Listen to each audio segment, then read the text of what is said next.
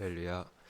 고린도전서 13장 4절부터 8절 다 같이 읽겠습니다. 교독하시겠습니다. 고린도전서 13장 4절부터 8절 교독하시겠습니다.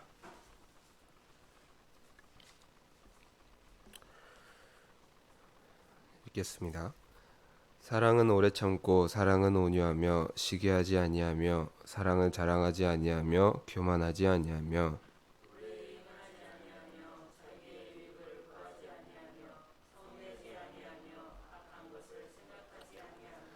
불의를 기뻐하지 아니하며 진리와 함께 기뻐하고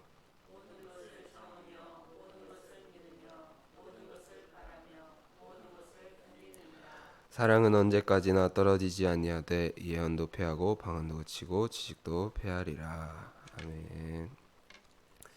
할렐루야. 오늘은 사랑에 대해서 이야기를 하기 원합니다. 우리가 아까도 찬양을 했지요. 따스함으로 서로를 보듬어가고 서로에게 사랑과 선행을 베푼다는 그러한 찬양을 방금도 했습니다. 이 사랑이라는 것의 속성이 오늘 읽은 본문에도 드러납니다. 7절에 모든 것을 참으며 모든 것을 믿으며 모든 것을 바라며 모든 것을 견디느니라. 이 고린도전서는 고린도 교회에게 쓴 편지인데 당시 고린도 교회에 문제점이 있었습니다. 첫 번째로는 서로 사랑하지 않았습니다. 고린도 교회는 각종 은사가 풍성하였고 모든 언변과 지식에도 풍족한 교회가 고린도 교회였습니다. 근데 그럼에도 불구하고 그들은 서로 사랑하지 않았고 믿음의 형제와 서로 소송까지 벌이는 그러한 일까지 있었던 교회가 고린도 교회였습니다. 둘째로 고린도 교회의 문제점은 세상을 향해 사랑의 모습을 보이지 않았다는 것입니다.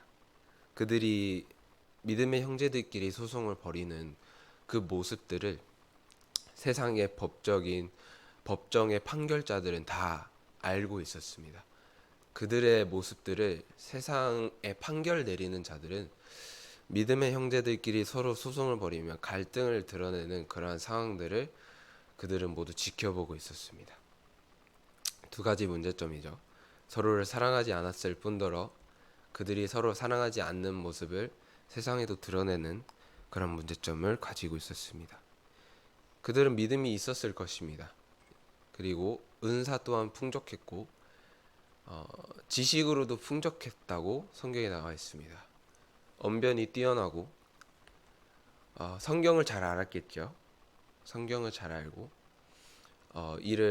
사역도 많이 했을 것이고 이를 통해 드러나는 은사 또한 많았을 것입니다. 근데 그럼에도 불구하고 그들에겐 사랑이 없었고 그 사랑의 모습 또한 전하지 못했습니다. 13장 1절부터 4절을 읽다 보면 내가 아무리 은사를 많이 행해도 내가 방언을 아무리 많이 말해도 사랑이 없으면은 꽹과리와 같다, 의미가 없다라는 이야기를 합니다. 그리고 나서 마지막 부분에서는 또 가장 마지막 구절에는 믿음과 소망, 사랑이 있는데 그 중에서 가장 중요한 것이 사랑이라고 합니다. 근데 이제 믿음, 소망, 사랑 중에 제일은 사랑이다라는 구절 이전에 무슨 이야기를 하냐면 내가 어릴 때는 어린 말을 하고 어린 행위를 했는데 장성하고 나서는 그것들을 다 버렸다. 지금은 부분적으로 보지만 나중에는 완전하게 볼 것이다. 그러므로 믿음, 소망, 사랑 중에 사랑은 제일이다. 이렇게 이야기를 했습니다. 저는 아직 부족해서 이게 무슨 말인지 잘 모르겠습니다. 이해를 못했는데 근데 믿음, 소망, 사랑 중에 사랑이 제일인 이유를 곰곰이 생각을 해보면 믿음과 소망의 가치를 더하는 것이 사랑이기 때문입니다. 그 부분은 이미 13장 전반에 나왔죠. 믿음과 소망의 가치를 더하는 것은 사랑입니다. 믿음이 없다 할지라도 사랑이 있으면은, 하나님을 향한 사랑이 있으면은 자신의 믿음 없는 것에 괴로워할 것입니다. 소망이 없다 할지라도 사랑이 있으면은 그 하나님을 향한 사랑 때문에 천국을 향한 소망을 가지게 되기 마련입니다. 하지만 사랑이 없으면 아무리 믿음으로 시작한다 할지라도 그 믿음은 변질되기 마련입니다. 또한 소망이 있다 할지라도, 천국을 향한 소망이 있고 하나님의 나라를 위한 자신의 비전이 있다 할지라도 사랑이 없으면은 그 비전 그리고 그 소망은 자신을 위해 쓰이기 마련입니다. 저도 이제 공부를 하면서 흔들릴 때가 많이 있습니다. 내가 하나님의 나라를 위해서, 하나님의 영광을 위해서 공부를 하겠다고 다짐했지만 어느 순간 이 공부를 하는 것이 나를 위하게 될 때가 있습니다. 어느 순간 내가 잘 나가고 나의 명예가 높아지고 하는 그런 상상들을, 이 핀트를 놓치게 되면은 그것을 상상하게 될 때가 있습니다. 하지만 하나님을 향한 사랑이 있다면은 이 믿음과 소망에는 가치가 더해질 수밖에 없습니다. 내가 하나님을 향한 사랑이 없다면은 이 믿음은 결국 변질되기 마련이고 이 소망도 변하기 마련입니다. 그래서 사랑이 제일인 것입니다. 제가 일기 계정이 있는데, 일기 계정이 이렇게 쭉 읽다 보면은 저는 제가 생각이 없는 사람이라고 생각을 하는데요. 그래도 일기 계정을 읽다 보면은 내가 그래도 많은 생각을 하는구나 라는 그런 느낌이 듭니다. 근데 최근 들어서 하고 있는 생각이 무엇이냐면, 이 시대는 왜 사랑을 잃었는가에 대한 생각을 최근 들어서 좀 많이 하고 있었습니다. 근데 또 우연찮게 에세이를 써야 하는 일이 있었는데요. 그때 이제 그 생각들로 가득 찼기 때문에 그 주제를 가지고 썼어요. 근데 그 에세이를 쓰기 위해서 이제 자료 조사를 했어야 했는데, 조사를 하면서 알게 된 것이 우리나라가 OECD 국가 중에서 갈등 지수가 3등이었습니다. 그 많은 네, 3등이었습니다. 정치 갈등도 그렇고 경제 갈등도 그렇고 사회 갈등도 그렇고 우리나라가 갈등 지수가 최상위권을 차지하고 있었습니다. 우리는 갈등으로 만연한 시대를 살아가고 있고 그 나라에서 살고 있고 그 문화 속에서 살아가고 있습니다. SNS를 봐도 그렇습니다. 누가 아무리 선행을 행한다 할지라도 그 사람들의 선행을 어떻게든 가식으로 덮으려 하는 댓글들이 많이 보입니다. 어떤 사람의 좋은 행위가 SNS를 통해 드러난다 할지라도 그 사람의 실수한 작은 부분 하나 때문에 그 사람의 평판이 굉장히 무너지는 그러한 현실입니다. 교회에서도 마찬가지인 것 같습니다. 저 사람 양말 안 신었네. 저 사람 넥타이 안 맸네. 쉬운 예로 그런 것들을 들 수 있겠죠. 그러한 갈등으로 만연한 현실에서 우리가 살아가고 있는데 세대 갈등도 있죠. 공동체에 대한 충성이 부족하다. 청년들을 향한 어른들의 그러한 평가가 있고 또 어른들을 향한 평가도 존재하죠.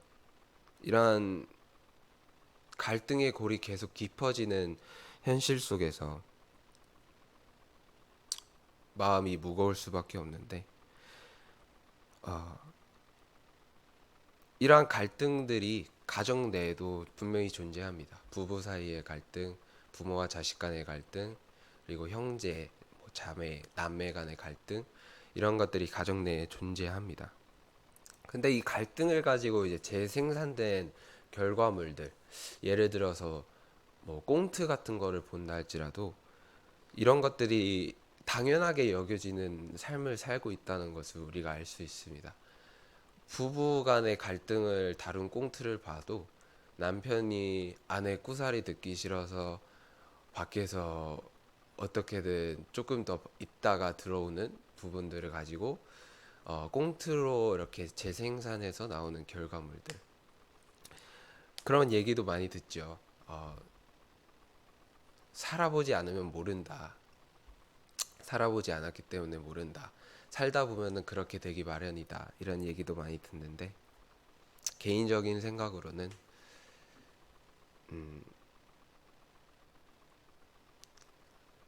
그렇게 그러한 삶의 모습이 드러난다면 그런 삶의 모습을 고치는 것이 맞다고 생각을 합니다.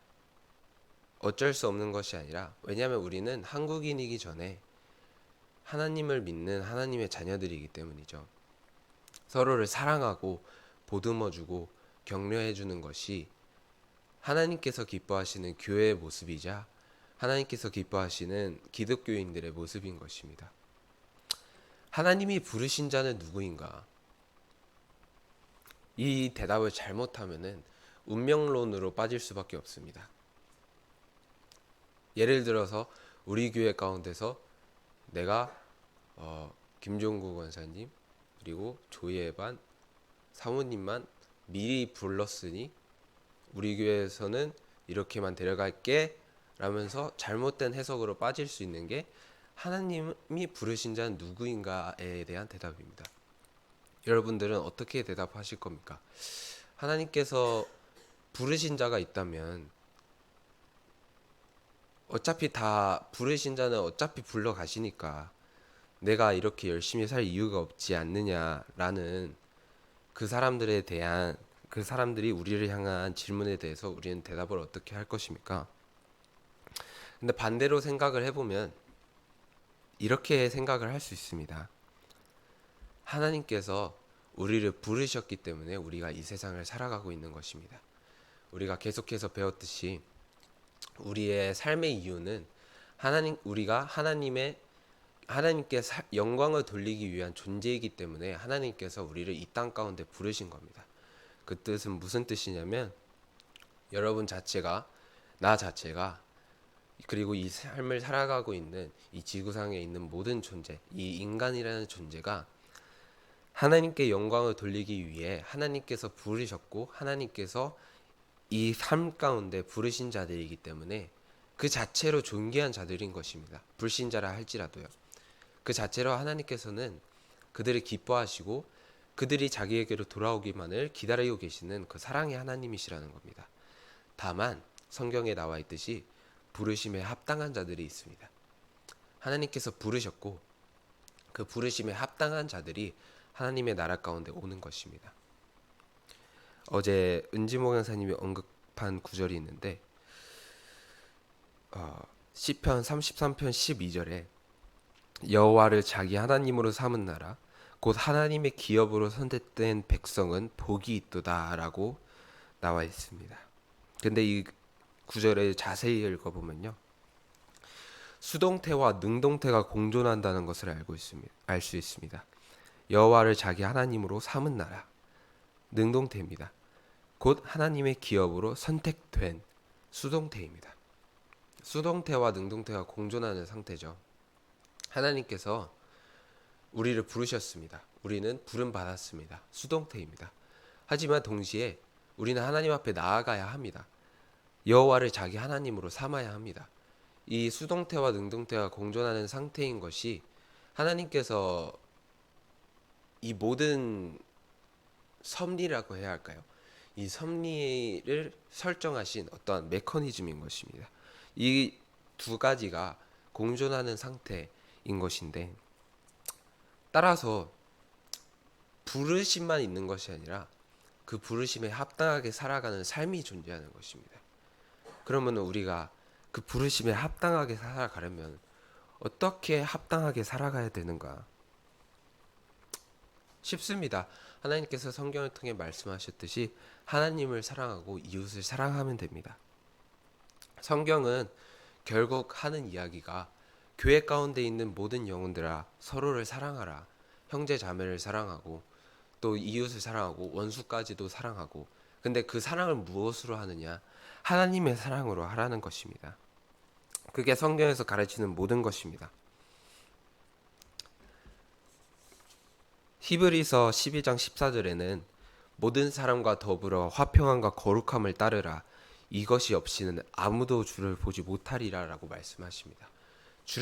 주님을 보지 못할 정도입니다. 모든 사람과 더불어 화평하고 거룩하지 않으면 주님을 보지 못합니다.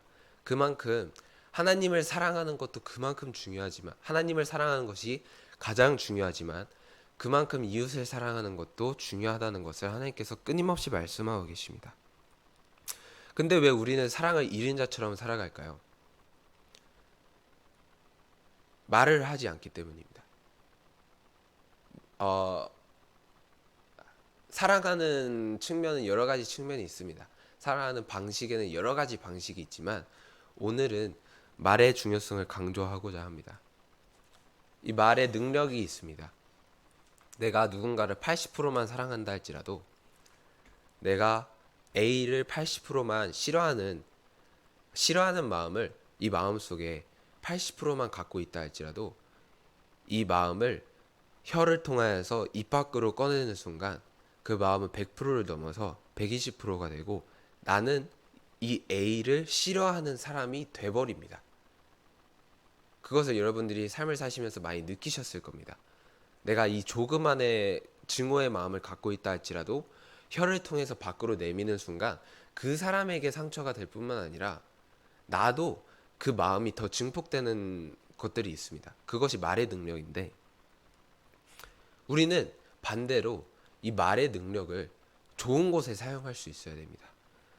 응원하는 말, 사랑한다는 말, 고맙다는 말, 너가 최고라는 말, 너는 선한 자라는 말, 힘이 된다는 말, 누군가에게 선이 되고 따스함이 되고 선행이 되는 말을 해야 합니다. 저도 이 말씀에서 벗어날 수 없습니다. 하지만 여러분도 여러분들의 사랑하는 가족과 여러분들의 가장 가깝고 소중한 사람들에게 사랑한다는 말을 얼마나 많이 해보셨습니까? 누군가에게 힘이 된다는 말, 우리는 그러한 성향이 있습니다. 자기에게 더욱 가까워지고 더욱 소중해질수록 이 말을 아끼는 경향이 있습니다. 부끄럽기 때문이겠죠. 하지만 사랑하는 마음만 가지고 있는 것으로는 부족합니다. 폐쇄적인 이 문화를 깨뜨리고 우리가 적극적으로 서로에게 하나님의 사랑을 건네줘야 되지 않습니까? 하나님의 사랑은 흘러 넘치는 것인데 하나님의 사랑을 이 마음속에만 갖고 있고 누군가에게 흘러보내지 않는다면은 그것은 잘못된 것입니다.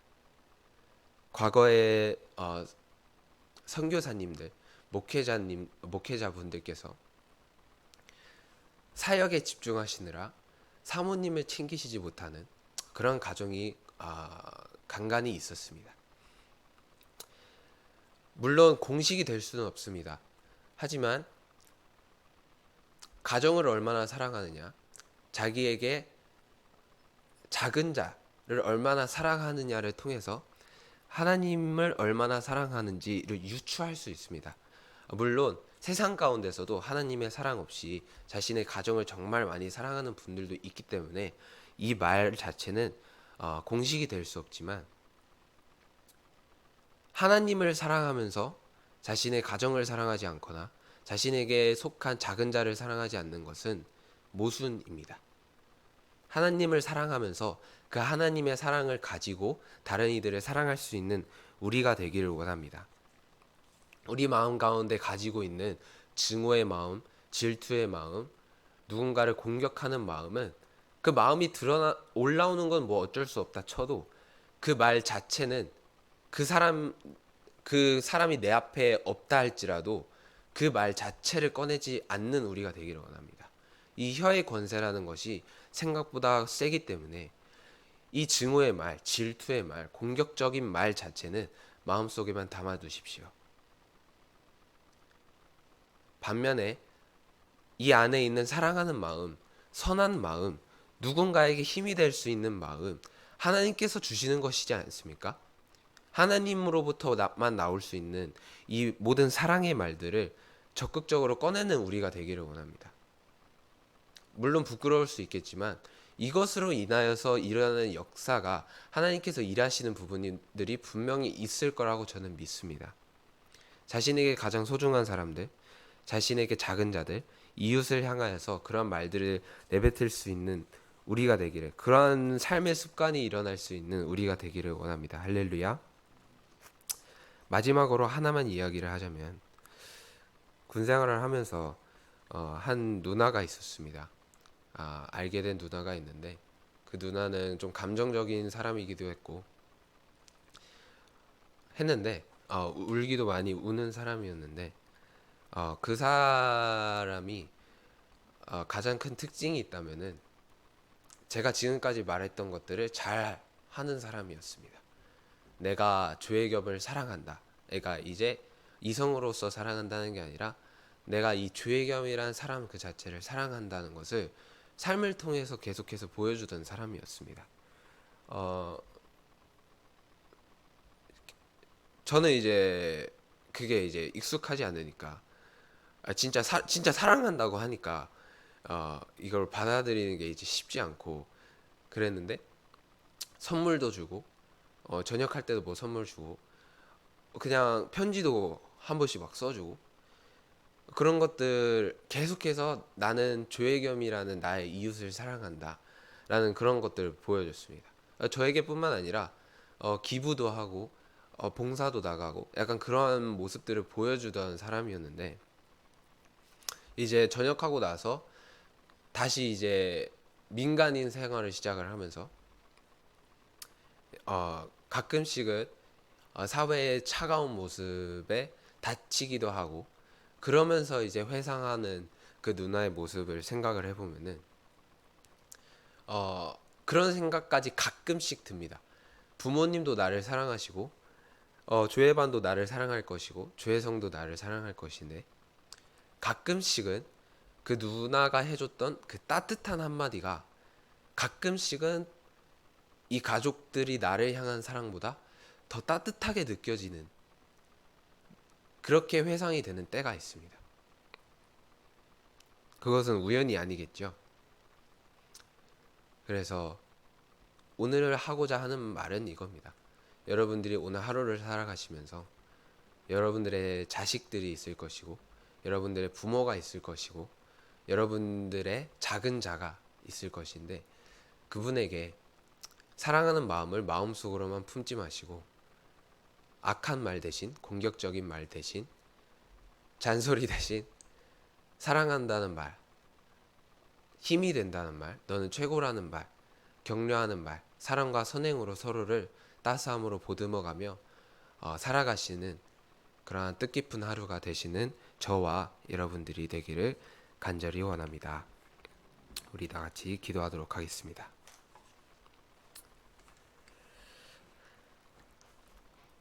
이 시간 다 같이 기도하실 때에 하나님, 우리 교회를 위하여 기도하며 나를 위하여 기도합니다. 주님, 이 세상 가운데 만연한 이 폐쇄적인 문화와 갈등의 상태를 우리가 벗어나 하나님의 사람은 어떻게 살아가는지 생각하며 사랑과 선행으로 서로를 격려하며 누군가를 사랑하는 마음을 마음속에만 가두지 아니하고 말을 통하여서 혀 밖으로 내밀며 하나님의 사랑의 말을 전할 수 있는 우리가 되기를 원합니다. 비록 부끄럽고 어색할 수 있지만 우리 모든 영혼들이 사랑의 말을 하며 사랑하는 마음을 감추지 아니하고 우리 모든 형제 자매가, 믿음의 형제 자매가 사랑으로 하나 되어서 사랑으로 격려하며 사랑으로 이끌어 나갈 수 있는 우리 교회가 되며 내 자신이 되기를 원합니다. 주님, 그러한 하루가 될 수 있도록 인도하여 주시고 오늘 하루를 통하여서 사랑이 넘쳐날 수 있는 그러한 내 영혼과 우리 교회가 될 수 있게 해달라고 우리 다 같이 예수 한번 외치며 기도하겠습니다.